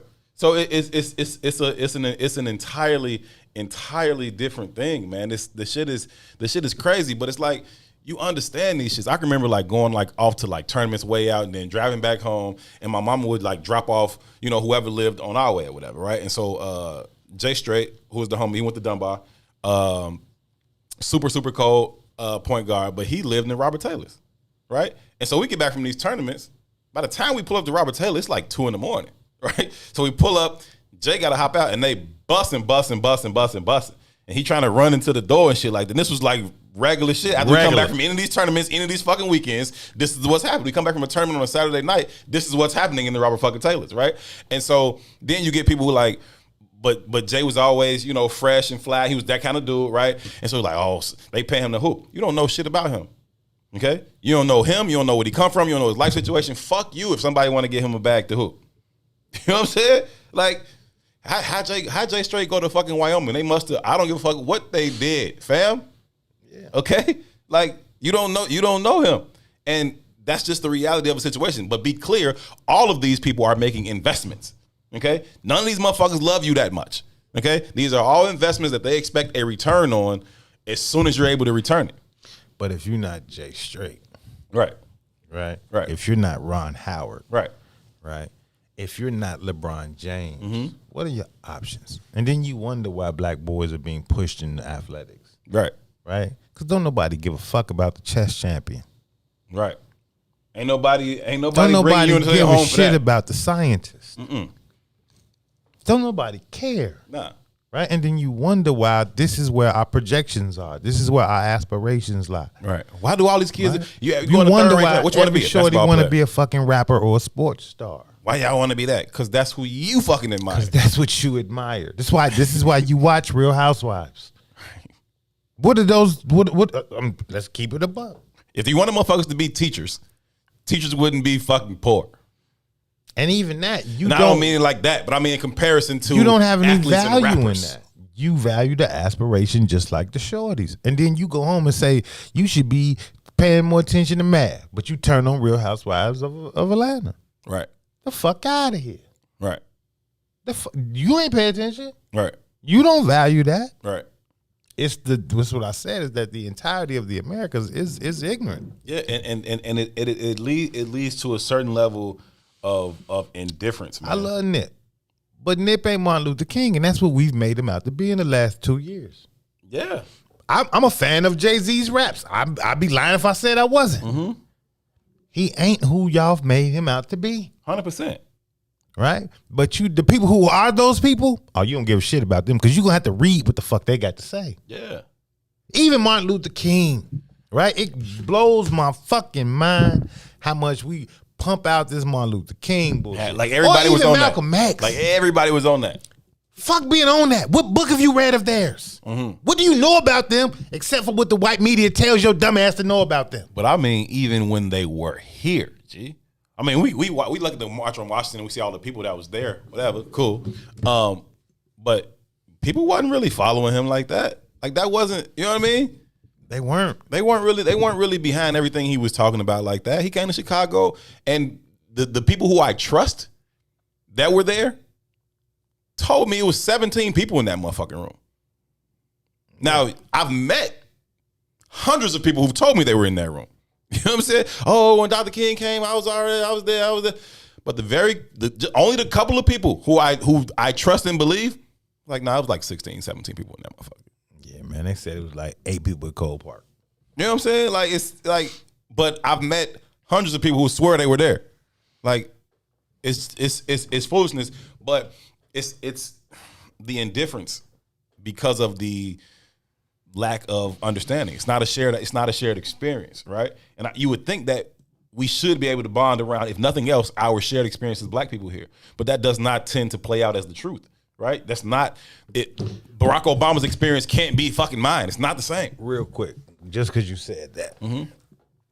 Dr. Umar was on talking to Charlemagne and Envy. Right. Right. And Dr. Umar was talking about the Stop Asian Hate bill that just passed. And he was talking about it in relationship to Joe Biden not really doing nothing specific for black people. And Charlemagne says, after having this specific conversation, Charlemagne says, well, you can't do that for us. And Dr. Umar says, why not? Right. And Charlemagne says, because we're not a monolith. Wait a minute, motherfucker. Wait a minute. We just talked about a bill being passed for the Asian community. Are the Asian communities a monolith? No. Is that what your dumb ass is legitimately saying? Right. Is the transgender community a fucking monolith? Right. Those come in all shapes, colors, and sizes. Right. They're not even of the same. The Asian people don't even come from the same country. They don't. This Mark's response was they cannot do that for us because we aren't. I'm so tired of niggas learning new words that they don't know what the fuck it means. Yeah, but you know what Envy knows is that he's trying to he puts together his car. That wasn't Envy. That was Charlemagne. Oh, okay. And think about the plateau that we hold him on today. He's becoming black leadership. Black leader, right? That's what I'm saying. Like this man just had a full out conversation with you, right, about specific legislations for specific communities, and your ass responds with, "But we can't do that because we ain't a monolith." What? It's the fuck are you talking about? It's stupid, G. It's stupid, G. But umpteen million people wake up and listen to their show every fucking day. I get it. You know what I'm saying? And so that becomes the aspirational thing. But one thing trumps all that shit though, brother, and that's what I mean. Like, you go to physical war with a motherfucker, all that trumps all that talk shit. You're right. Can you whoop my ass though? Can you whoop my ass trumps all that talk shit, bro. Mm-hmm. You gonna pay attention if niggas is getting shot outside your house. Mm-hmm. You gonna pay attention. If there's a warring fraction in your community, you're gonna pay attention differently to that than what's happening on the television or what's happening in Instagram or what's happening on your phone. You're gonna pay attention differently because now you're subjected to be a part of it. For sure. For sure. And we absolutely need that contingent amongst our demographic. It just has to be strategic and organized enough to be effective. Because I don't think we can go shot for shot with the government. They didn't think the Viet Cong could either. Yeah, but that was arrogance that led them into that stupid shit. You can call it whatever you want. They didn't think they could. 100%. And they got their ass beat. They got their ass beat. America fights wars one way. They fight wars of attrition. And again, I know how this looks publicly. Mm-hmm. Right? I'm not saying let's go shoot white people. Mm-hmm. I'm saying you're not going to have an option. That's what I'm saying. Either you're going to figure out, you're going to learn in peacetime, with air quotations. Which as black people, we ain't never had. With air quotations around it, you better learn to be a warrior, because in wartime, it's going to be too late to learn. Better to be a warrior in a garden than to be a gardener in a war. Right? It's real spell. You know what I'm saying? That's the reality of the situation. And you talk about this fucking indifference. This article I'm about to read, it was posted on CNN, I think, yesterday. It was written by John Blake. And what he's referring to, essentially, he's making a case about the indifference of racism being a bigger problem than hate, right? Than the overt acts of hate that we see. He says that he argues that it is the indifference that is an even greater obstacle to our freedom and to our liberation. And he views this through the lens of one photograph of Derek Chauvin while he is kneeling on the neck of George Floyd as George Floyd expires on the pavement. And it is that picture that most of you all have seen. It's an image from one of those videos, and he's just kind of looking up into the people, into the camera. He's got this look of bit of disgust, but he's irritated. There's a look of irritation on his face, but the main look on his face is really indifferent. Like, who gives a fuck that I'm kneeling on this man's neck right now? What are y'all over here making all this noise about? I'm irritated that y'all over here. There's fuck dude down here. There's a complete look of indifference there. I'm just irritated that y'all are over here doing this shit. His hands like on his hips in his pocket and shit. But I'll read the article. It says, the look in Derek Chauvin's eyes was something worse than hate. It's an analysis by John Blake. Again, it was posted on CNN yesterday. It says, images and sound bites from the Derek Chauvin trial will linger in people's memories for years, but there is one heart-wrenching image that stands above the rest. It was the look of indifference on Chauvin's eyes on May 25th, 2020, as he casually drained the life out of George Floyd. That was as chilling as his knee on Floyd's neck, and what it represents could pose the biggest challenge to broader police reforms ahead. That look was freeze-framed in what the prosecution dryly called Exhibit 17. It shows Chauvin, the white Minneapolis police officer who was found guilty on all 3 counts in Floyd's death, glancing at a crowd of onlookers while bearing down on an unconscious Floyd who was handcuffed and pinned face first to the pavement. The look on Chauvin's face is one of bored disinterest. His sunglasses are perched on his head and his hands rest on his pocket. He doesn't seem to notice Floyd at all. The only flicker of emotion on his face is his annoyance with the crowd that has gathered to plead for Floyd's life. That will go down as one of the defining images of our era because it tells a story about racism that many people don't want to hear. When we talk about racism, we often focus on spectacular acts of cruelty, the ghoulish photo of Emmett Till's face in an open coffin, the lynching postcards that some white Americans used to mail to one another, the snarling faces of white students who surrounded a young black woman who tried to integrate in Arkansas high school. But the look of disinterest in Chauvin's eyes is a reminder that indifference, not just hate, is a critical part of how racism works. The late Holocaust survivor and Nobel Peace Prize laureate Elie Wiesel, forgive my pronunciation if I'm butchering that, once said, the opposite of love is not hate, it's indifference. Wiesel said that I'll say Wiesel because the Wiesel, I'll say Wiesel. Wiesel said that to the indifferent person, his or her neighbor are of no consequence. Their hidden or even invisible anguish is of no interest. Indifference reduces the other to an abstraction. Why indifference can be more harmful than hatred, the article asks. There is a peculiar pain to being ignored, to not even being seen. Most black people have experienced this. That's why if you talk about racism to some in unguarded moments, you'll hear something strange. Some find it easier to deal with the open hatred of overt racists compared to those white people who don't even see them. At least racists recognize that they exist. They see them, even if their vision is clouded by hate. To not be seen is another, more insidious variant of racism that can be infuriating. Perhaps that's why one of the best novels about racism by a black author is titled Invisible Man. And that is why it's no accident that it was white indifference, not hatred, that seemed to anger the Reverend Martin Luther King Jr. the most.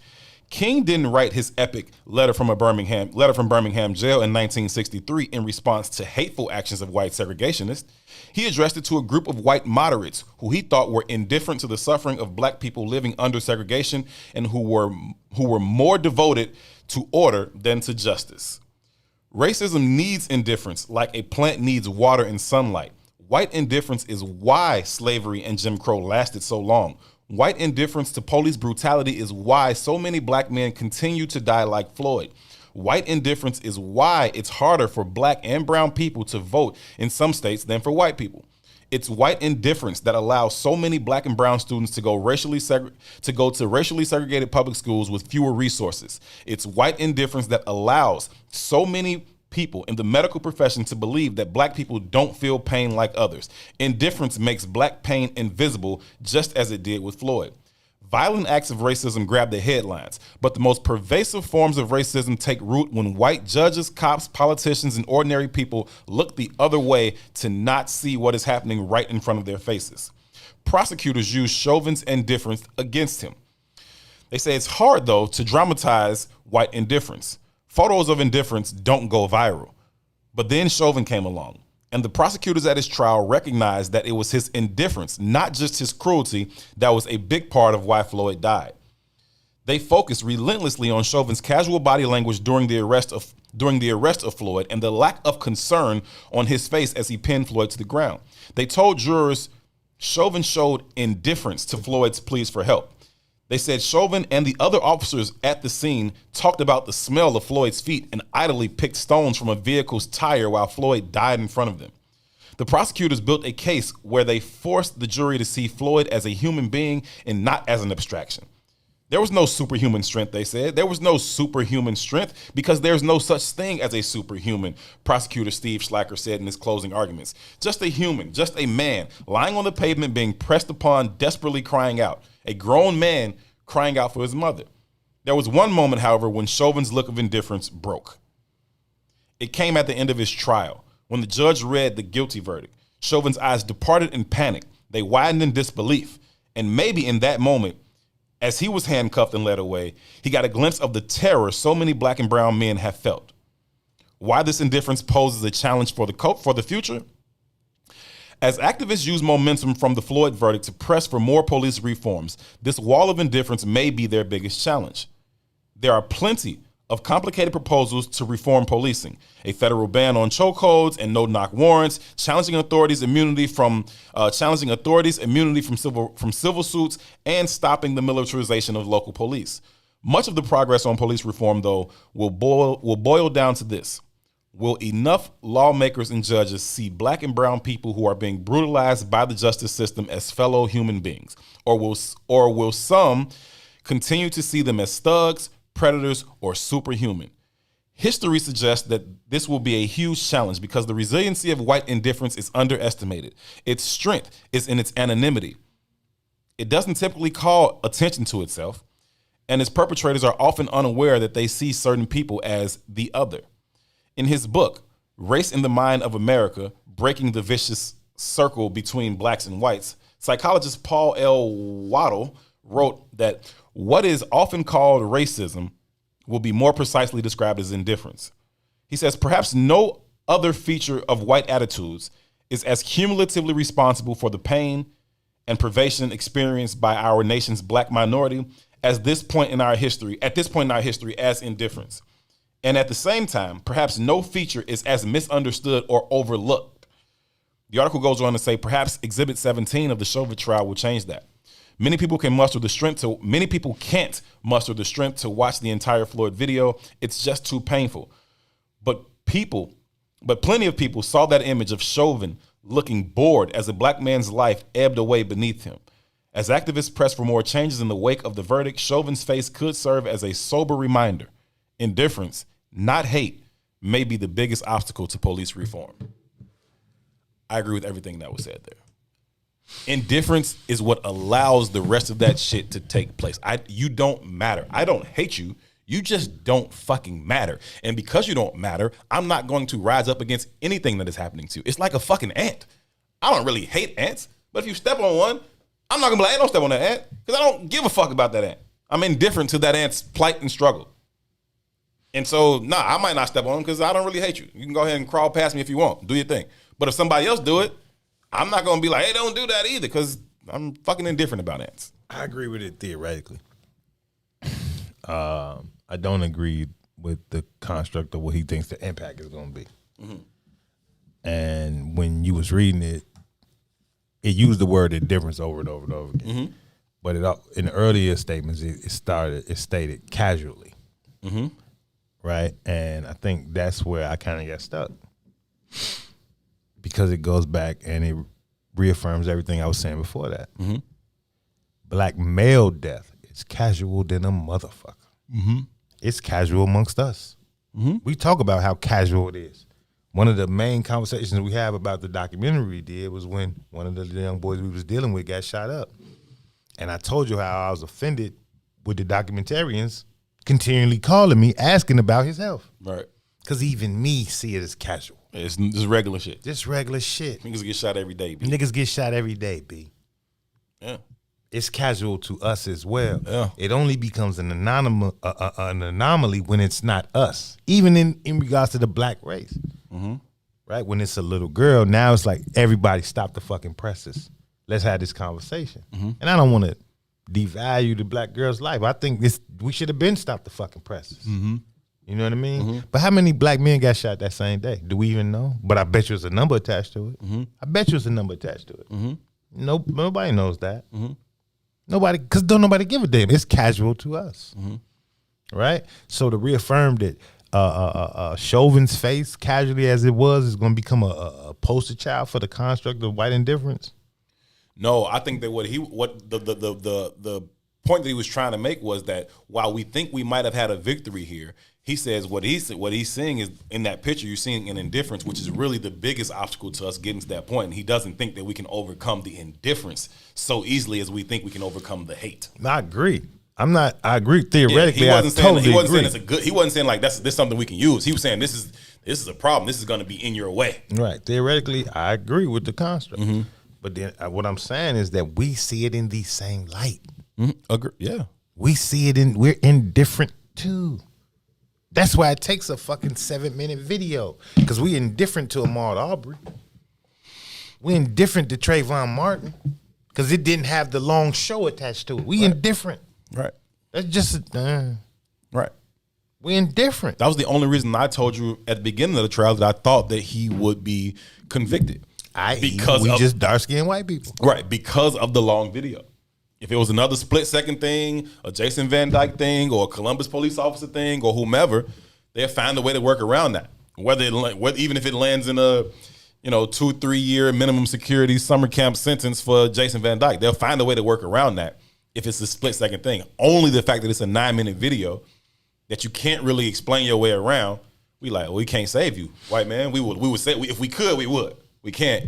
You got to go up the road. Yeah, but hate isn't the opposite of love. I tell my kids that all the time. It's the conversation I have about the coaches. When they stop yelling at you, that's when you're in trouble. Right. It's indifference that's the problem. Right. Right? Right. And i.e., we got to understand that's the positioning that we're in. Not only is it the positioning of whiteness, it's the positioning of every other ethnic group, and it's the positioning of our own, even in our community. Mm-hmm. I've been guilty of it. I readily admit to it. I'm indifferent. Right. And that's a sickness. But it's also the sickness that reverberates because of the conditioning. Mm-hmm. I've been conditioned to accept the indifference of black male bodies. Mm-hmm. Right? But here's another conversation that we don't really have. Black men have no value until they become black dead. Mm. Don't nobody give a fuck about George Floyd being a dope fiend and not being able to get work. Don't nobody care about George Floyd then. Or DMX. Nobody gave a fuck until you was a dead body. Mm-hmm. That's when black men find value. Mm-hmm. That's when they find value. So little boy, i.e. the McDonald's daddy or whomever, mm-hmm. maybe if I be this kind of motherfucker, they'll pay me some fucking attention.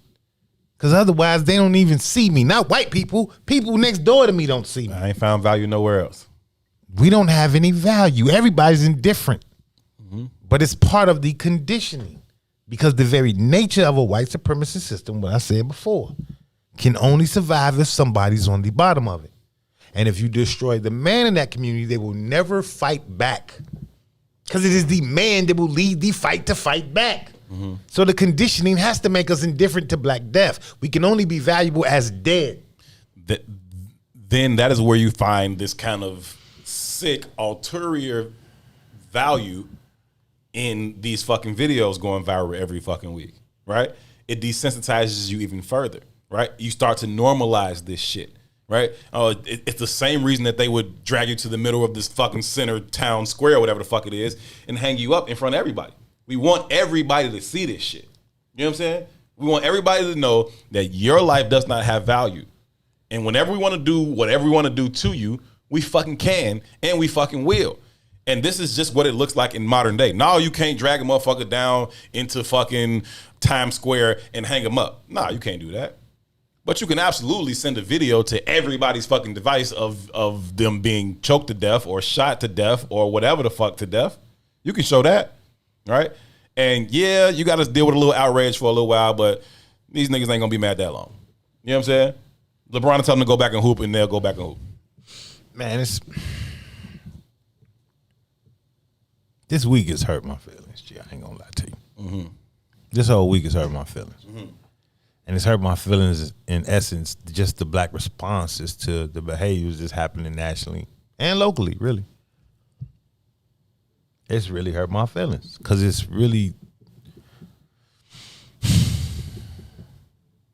depriving me of hope. That's the reality. It's depriving me of hope. And in that awakening of my consciousness, everything else that I started to visualize or everything else that I started to engage in, I started to engage in it from the lens of the sickness. Right? So I told you I was going back in the books and looking up shit. I was looking over videos and looking up shit. And then just regular stuff that I do for entertainment and engagement. You know what I'm saying? I turned on I'm a fan of, my son is a battle rap fan, so that's one of the things we do. We watch battle rap together. I fuck with battle rap. I like battle rap. Yeah. Right? Because there's a skill set attached to it. I watch a lot of that shit. Now, I hate drill music. Because I think it's ignorant and vitriol and it's only a marker of death. Right? But when I turned on battle rap today, after this kind of awakening or aha moment for just the rest of this week, oh, you hear the same shit. I couldn't see nothing different in battle rap. Oh, it's the same I think it's a more skilled format to display it, but it's the same conversation. It's the same conversation. One of my favorite battle rappers is a dude named Tay Rock from Maryland. I know Tay Rock. And Tay Rock, his nickname, his moniker, whatever, he's the Gunbar King, right? And because he finds the most creative ways to tell you how I'm gonna to kill you. use gun bars and talk about how I'm gonna shoot your ass, right? He's really, really good at finding gun bars, and so he's the gun bar king. But it's that's all it is. That's all from the time they start the round to the time they end it. I'm killing you. You fuck ain't your shit. mama. I'm fucking your baby mama. Your kid ain't shit. Like that's you ain't shit. That's the whole 5-10 minutes of that story. Yeah. You ain't shit, and your life is worthless. Same as drill music, right? And I'm trying to again reconcile within myself. Yeah, why is Cass this and shit Hitman was okay? tough. Why is this shit okay for me to watch this shit? Well, because it's not, bro. And I know that's part of the goddamn paradigm, right? The commitment to change. Yeah. Right? Well, I'm a fan of Snowfall. Loaded Lux. I like Loaded Lux. Right? I'm a fan of Snowfall. Snowfall's really fucking good. Snowfall is super dope.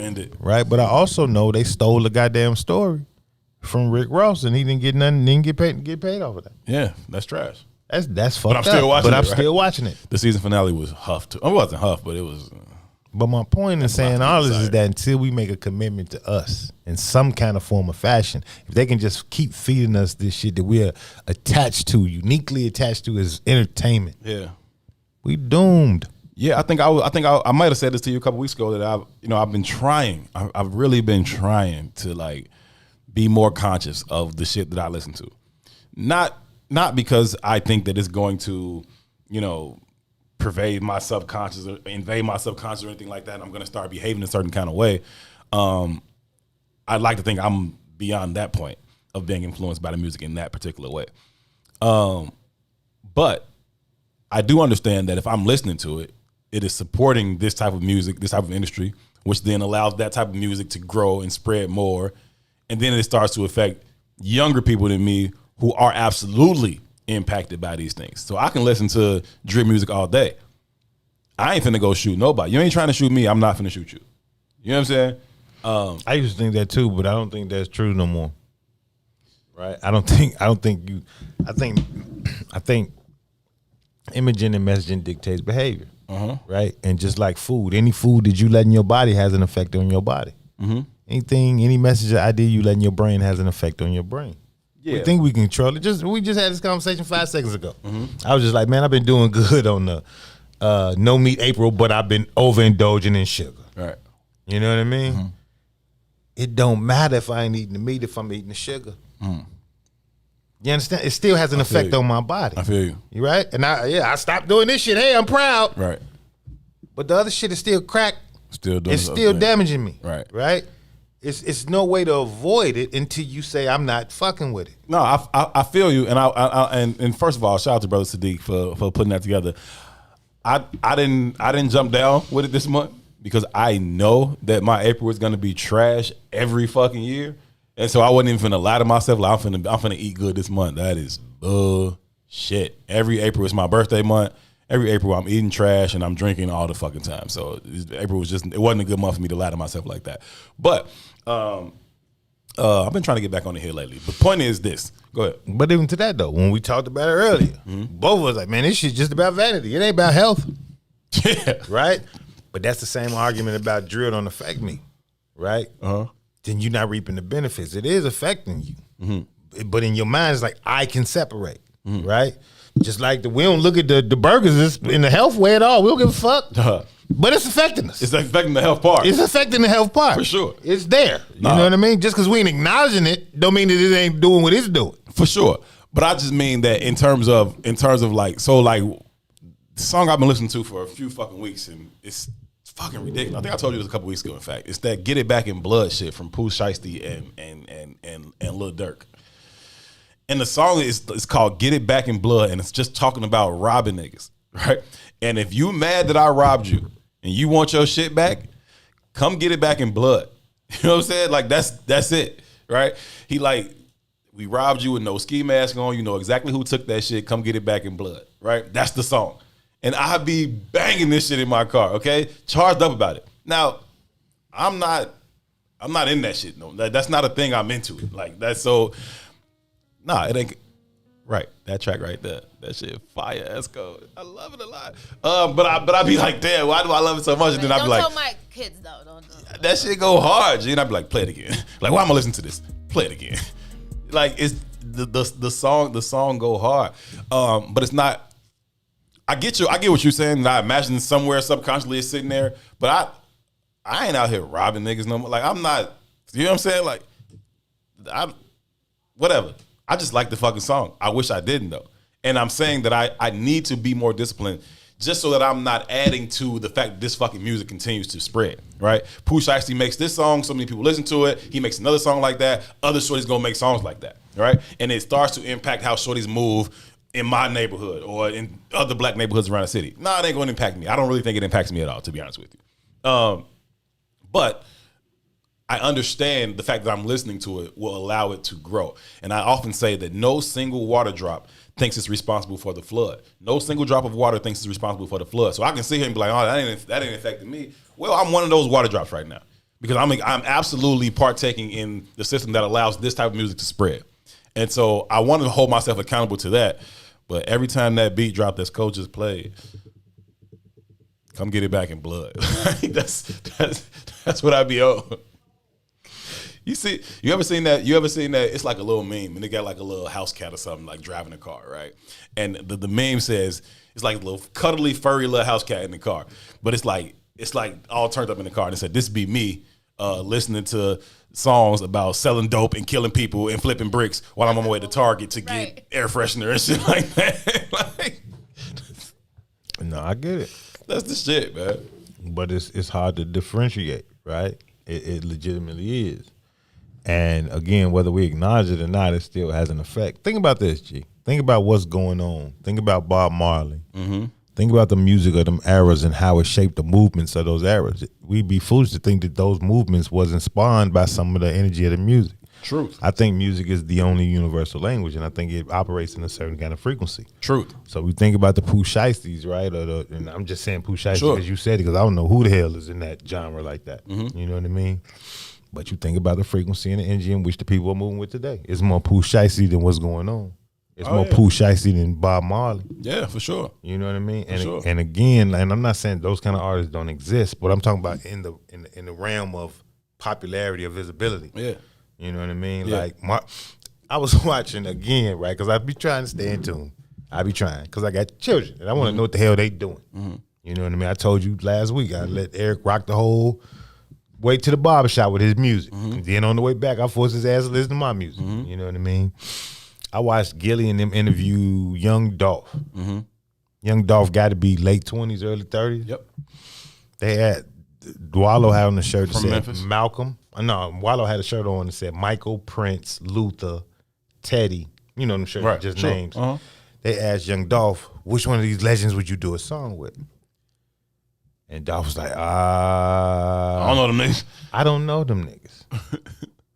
He didn't know who Michael Jackson was. Right. He didn't have no, I mean, he had heard the name, Right, but he but didn't he have a didn't- reference point to none of his music. You can't look at that shirt and use context clues to understand they talking about Michael Jackson. But he was like, Prince, Luther Vandross. He had never heard a Prince record. Right. He was like, I don't even know any Luther songs. I just know my mama like them. Right. I don't know. What song did Marvin Gaye sing? Right. That ain't his fault. It's not. But I thought about that because at first I was like, he lied. How could you not know who Michael Jackson, G?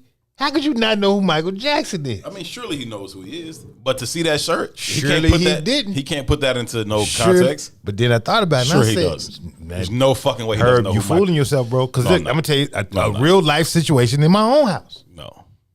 I asked my children about Kanye West one day. And they was like, who is that? That's and in my bad, mind, bro. I was like, no, I'm so serious, G. And that's what, again, we don't get it. We're disconnected. They're disconnected. And they're more disconnected from us. Right? We think about, like, their whole media intake is on demand. I type in what I want to see. I'm only typing in what I wanna have see. information about. So I can legitimately bypass everything outside of the sphere of my own intellect. Yeah. I know it becomes this. You in a bubble this It fucking becomes a big. tailor-made It's a tailor-made bubble of prescription ignorance. for you for your shit. It's tailor-made prescription of ignorance because we're not seeking out real valid information. Nah, for sure. So for me and you to sit here and say, it says like, man, that's insane. But when you think about it, it's very, very sane and it very makes plausible, all huh? the sense in the world. I think that is why it becomes even more critically important that we start to create. I mean, not create, but tell our own stories, tell our own narratives, put out our own pieces of work. I was talking about Regina King and how phenomenal of an actress she's been. Also, how phenomenal she looked last night. Shout out to Regina King. Whew. But she did a phenomenal job in directing One Night in Miami. I've been telling you that I've been spending a lot of time on Twitter Spaces lately, and we've created a bit of a dope ass community of family just around the fucking country for real. People just like hanging out and talking about different topics and whatnot. And one of the sisters that's often in there and leading those spaces, a sister named Jazz from Jersey. I think she lives in Jersey. But she was talking about, just actually before I came in the studio, she was talking about her son watching One Night in Miami and how that then impacted him to go and then start listening to she said Sam Cooke? Right. He started listening to Sam Cooke. She said he knew who Jim Brown was. So that was kind of the hook in because he liked football. So he knew who Jim Brown was, but he didn't know Sam Cooke. But then she said after that, I come in, he washing dishes, playing Sam Cooke records. And he 19. You know what I'm saying? So like we got to try to use, our ability to tell our own stories to kind of shine light on things that need to have a light shined on them more so than some of the other bullshit that we constantly get shoved down our throats. Yeah, man. It's wild. Tiger just asked me I know they gave dude the Oscar for the chairman role, so I'm assuming that Daniel Kaluuya got an Oscar for He got like playing best Chairman Fred? supporting actor. I think he won like best supporting actor. He was the supporting actor? That would have been his role in there? Yeah. I thought he was the lead character. Which one? I guess no. I guess they're saying that Lakeith is the lead character. Right. So it was about the Messiah. It was about Judas, right? The movie was about the Judas. Okay. And so yeah, he would have been supporting actor. Hey man, salute, man. That's what we on anyway. We ain't got no identity. Fuck it, might as well give it to everybody else. Hey, salute. Go grab a Westside ID and call it a day. Go grab a Westside ID and call it a day. We gonna call it a day. That's where we comfortable at. We will be back here on Being a subsect. Wednesday. Make sure y'all tune into the network tonight, 7 p.m. Comprehensive discussion about the state of Black America, the violence specifically around that shooting that took place on the West Side that claimed the life of 7-year-old Jaslyn Adams. 2, I think you're gonna be a part of that. I don't know what you be doing, man. You be doing so fucking much. But anyway, y'all tune into that at 7. We will be back here on Wednesday, same time, same place at 1 p.m. For Sonia Escobar, for Toussaint Werner. My name is Herb Howard. Till Wednesday, y'all be good to each other. Peace. Salam alaikum. WIIFTBP.